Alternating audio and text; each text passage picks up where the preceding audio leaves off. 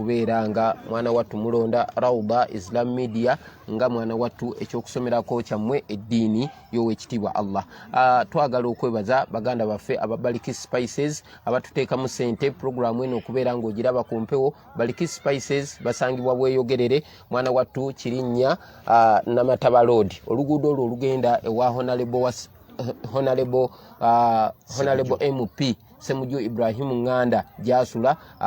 Kampuni eno weesangibwa nga bakola ebintu bino wammanga, bakola tea masala, pilau masala, beef masala, fish masala, avocado powder n'ebintu ebifaananako ebityo mu mbeera efaananako bwetyo. Balina ne liquids ez'enjawulo mwana wattu, ebirungo ebigenda mu keeki, ebikola keeki, mwana wattu beera ng'obanoonyako basobole okubeera nga bakuweereza empeereza esinga okubeera ey'omulembe. Abaagala okutufuna ng'oyagala mwana wattu okukola orders bakuleetera ebintu ebyo basobola okubikutambuliza wonna wonna ne babikusanga wonna wonna w'oli. Tukubire ku simu 0756 oba 0786227214.